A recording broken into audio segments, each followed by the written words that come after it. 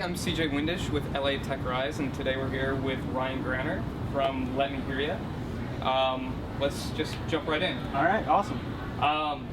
Tell me a little bit about Let Me Hear Ya. So Let Me Hear Ya is a platform for user-generated sports broadcasting. It allows anybody sitting at home to be able to broadcast their own commentary for an event. That then allows listeners to choose the type of commentary that they want when they're watching sports on TV. So when I'm at home watching USC football, I can listen to one of my friends commentate. You can listen to somebody who is a diehard USC fan, or somebody that's funny, or any combination of the above, right? You're going to have options to choose from for any sporting event on TV, and you decide who you want to listen to. And then what our technology does, it allows each individual listener then to take that audio feed and to match it up with the video feed on their television. So all they have to do is mute their TV and everything's synced up. That's amazing. So how'd you come up with this idea? So the idea actually came to me, it's interestingly enough, from watching World Cup soccer. Right, so, and I'm not a huge soccer fan. I mean, I am now. Actually, I think I sort of picked it up more of affinity, but I wasn't in the past. But I really enjoyed how the European announcers called sporting events. So if someone screwed up, they would call them an idiot, right? There wasn't this need to stick to the this hardcore European soccer. Exactly. Or what inspired Let Me Hear Ya. Yeah. Well, that and a combination of just finally being fed up, listening to the same old trite analogies, the same BS, the same old white-haired, old guys, telling the same stories, same analogies. I just had it. Couldn't take it anymore. And with the sort of movement, especially within sports content on the web, movement towards this sort of UGC model, right? The ability that true fans out there are able to create content and entertainment experiences that other true fans really want to listen to, read, so forth and so on. Excellent, excellent. European commentators inspiring Let Me Hear Ya. That's awesome. So what brought you to the LA tech scene? So for a number of different reasons, actually moved to LA. I had just started actually launching Let Me Hear Ya, starting to sort of develop the idea and move forward with the technology when I decided to LA. There's a couple reasons. A, at its core, I'm an entertainment company, right? And so, there isn't a better place to be in the US than to be in LA, right? The second is I came from Chicago.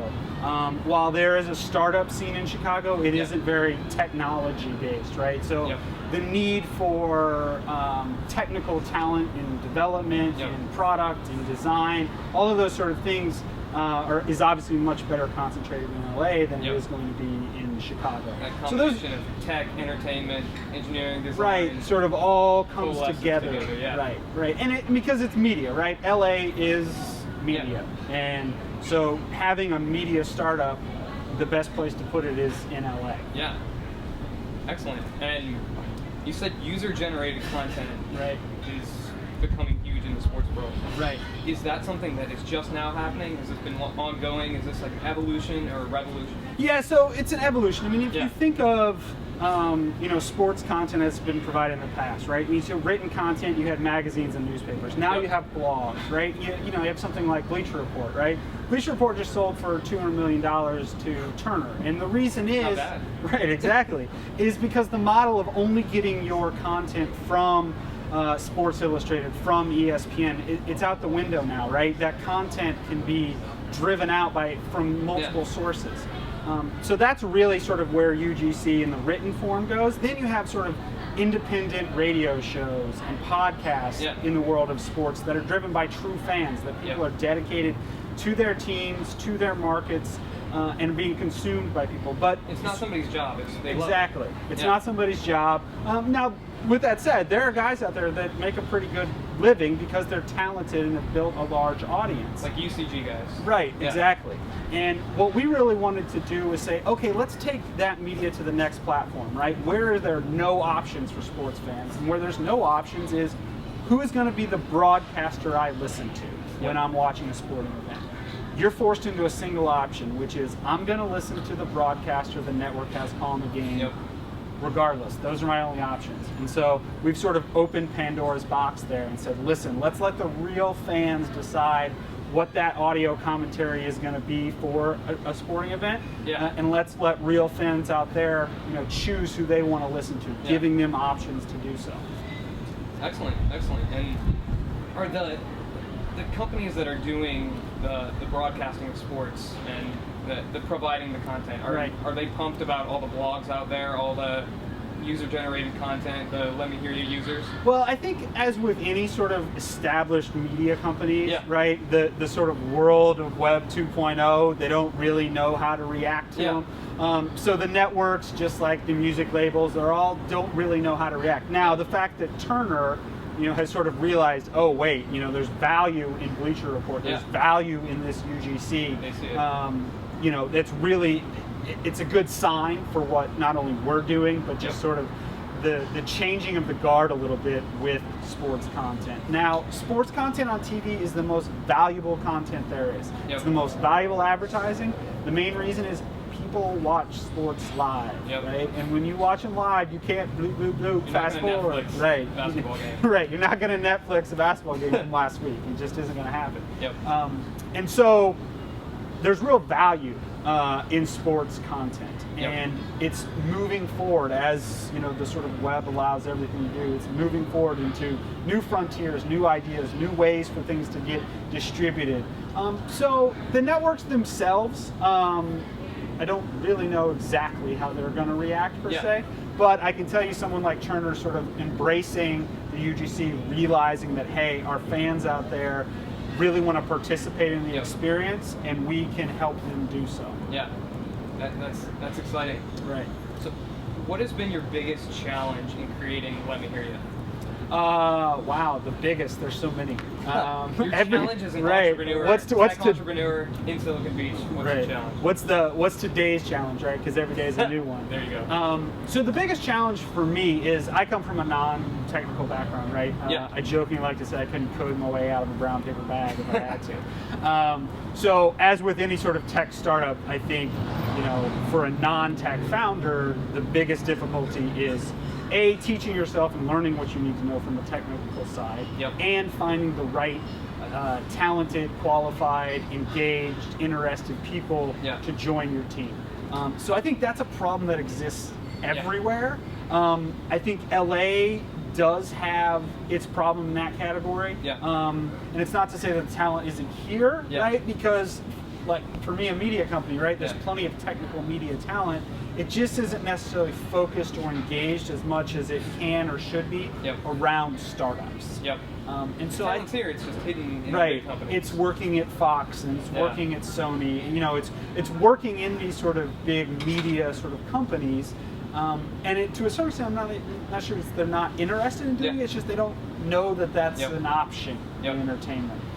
So that's one of the things that hopefully, sort of movement in Silicon Beach can really sort of entice. I mean, combine that also with, you just have really great schools in Southern California, right? And you have students who want to stay in Southern California. So now you have this combination of people that want to stay here, also getting them interested in doing startups and doing early stage technology. It's really important. Yeah, we got to solve that messaging problem in Silicon Beach where it's like, there's all this talent here, we just need to get to them and say, look at this cool stuff that you can do. You can make state-of-the-art video broadcasting technology. Right. And you can do it right here. You don't have to go to the beach, you don't have to go up north, you don't have to go to San Francisco, you stay here and do awesome stuff. Right. You get sunshine instead of fog. Exactly. That's cool. So you mentioned, from a non-technical point of view, learning all the technical stuff. How did you go about approaching that? That seems like it would be quite intimidating. It is quite intimidating, and the first thing is learning what you don't know you don't know. And so that was the first thing for me. I conceptualized this idea, but what does it mean, from a technical standpoint? What all has to be done? Sitting down with pad of paper and wireframing things all to hell, absolutely, right? But then you also have to just understand, okay, how does this actual, sort of code go to screen, right? How does it actually need to get done? Asking those questions, getting the feedback, dealing with sort of differing opinions on what you should do and not do, and then making the difficult decisions to go a certain path. How do you decide that when you get? I'm assuming you're talking to two different technical people, and they're saying, no, do this, no, do this. Right. They all want to use their own technology. They all have their preference. So what do you do? Right. I don't think there's ever a right answer. Yeah. And that's what I came to learn. I went into it thinking there's a right answer for what I want to do. Yeah. And I don't think there's a right answer for anything with regards to it has to be this way, it has to be that way in technology. Yep. Especially when you're talking about something like I did, which was, you know, I wasn't taking an existing technology. I was taking something that hadn't existed before and creating it. So someone that says, well, it has to be done this way, well, how do you know? Because it's never been done before. It's a brand new technology, right. Brand new broadcasting platform. To a certain extent, you have to then find the most qualified person you can and pose the question to them and say, okay, here's what I'm trying to do. What do you think the best way is to do it? Yep. How are you going to get from idea stage to completed product? Yep. What's the timeline that's going to take? Yeah. So that's really sort of how I made my decision, was trying to go down. Now, don't get me wrong. I made tremendous mistakes. Yeah. Huge mistakes that lost time, money, countless hours of sleep.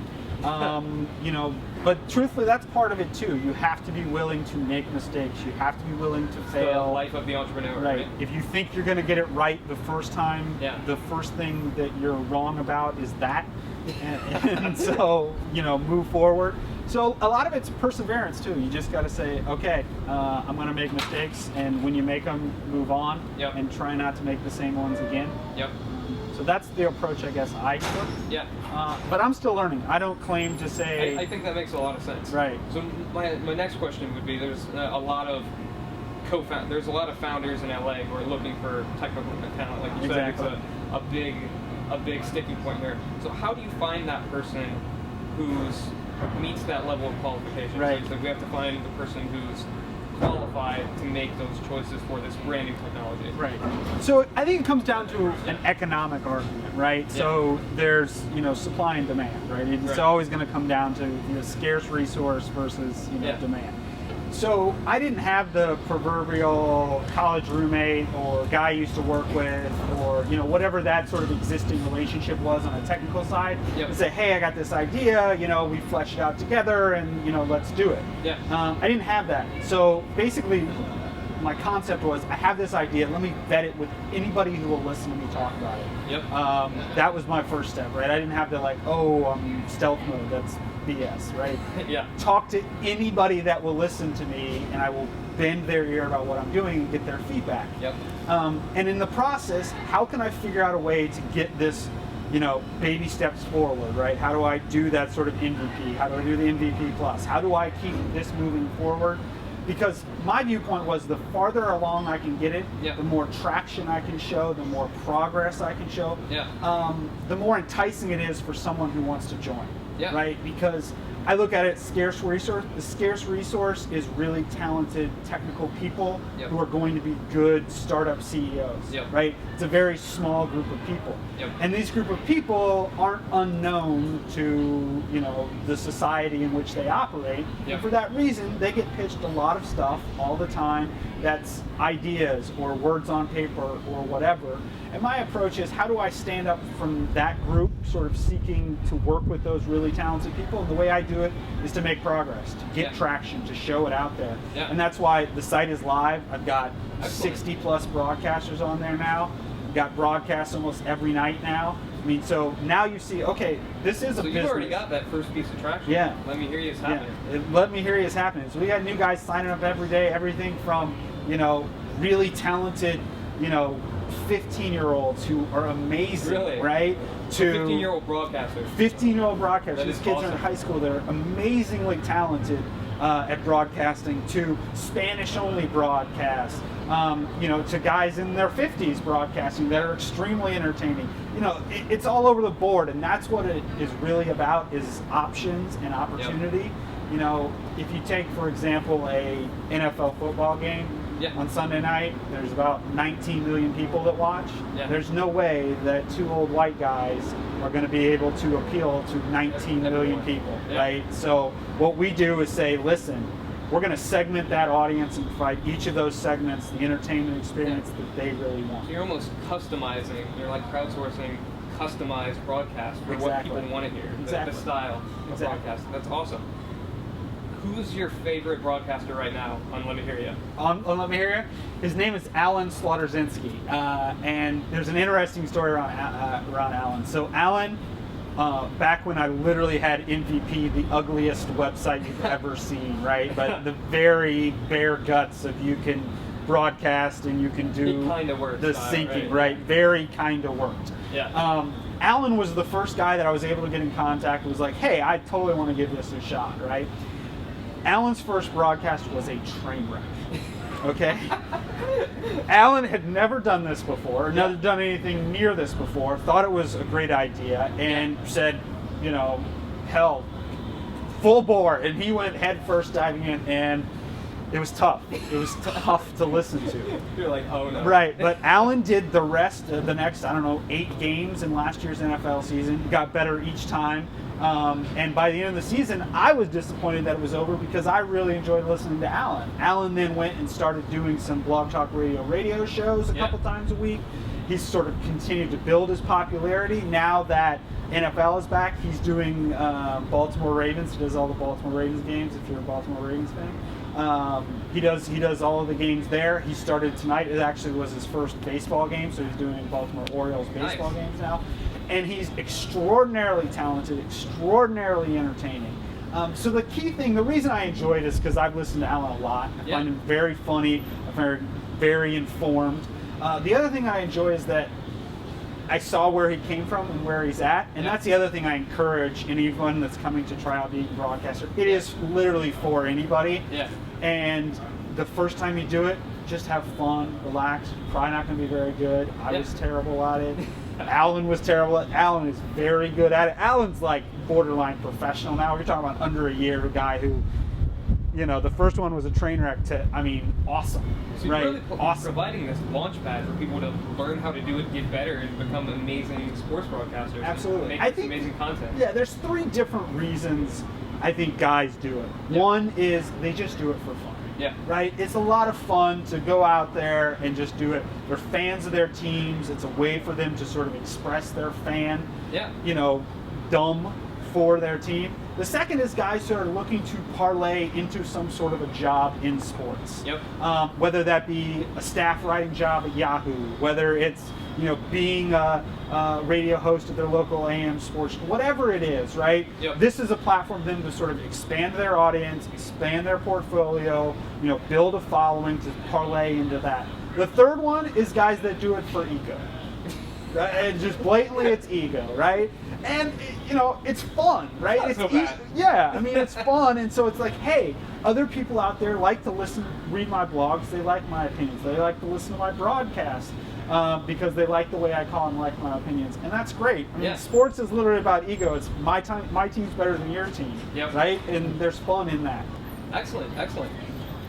So we're gonna wrap up here, but if you had like an ideal broadcaster on Let Me Hear Ya, who would it be? Like a celebrity or like an athlete, or who would be your ideal pipe dream broadcaster that you'd love to have on the platform? Right. So I think there's a couple answers to that. One is a one-time broadcast. Who would I want to listen to? Yeah. And then there's the type of broadcaster I'd want on there. Yeah. So the one-time broadcast that I would really love to hear. Is Vince Vaughn and Kevin James call a Chicago Blackhawks game. That sounds amazing. Vince Vaughn and Kevin James calling a Chicago Blackhawks game. If you guys are watching out there, I'm going to have you do it. Join Let Me Hear Ya. They would have me, they're both dedicated fans of the Blackhawks, and it would make the entertainment. I would be rolling in my couch at home, I'm sure, with the two of them talking about the game while it's going on. So that's sort of like, but Kevin James and Vince Vaughn, they got day jobs, right? Yeah. LA Kings, Blackhawks, right? Right. From the standpoint of, what other sort of type of broadcaster do I want for Let Me Hear Ya? Yeah. It's difficult to answer because, like I said, the goal is to provide different types and styles. What I really want on the site is people who are engaged, who are excited about it, who are dedicated to their fans. I want people who are really biased, really knowledgeable, provide sort of entertainment that people out there are going to want, an option that they don't have right now. So that's the passionate people, right? Innovators in broadcasting that are going to do something new that's not already on television. I like to say that I haven't even thought of the thing that's going to be the most engaging on the site. I haven't even thought of it, and the platform is opened up to let people be creative, right? Put it in the hands of the people, and they'll make amazing things with it. And so that's what I've done. I've opened it up. Here's the tool. Go be amazing. Excellent. So, last 30 seconds. Why should we join? Let me hear you. Well, you're an SC fan. Yeah. Zach over here behind the camera is an SC fan, right? Do you want to be forced to listen to the guys on TV call all the SC games? Then maybe read the stat line for the last 12 hours to get up to speed? Or do you want to listen to the guy who knows that, the starting outside linebacker broke up with his girlfriend on Wednesday and went on a bender on Friday, and therefore, might be pulling up lame with, because he's dehydrated, right?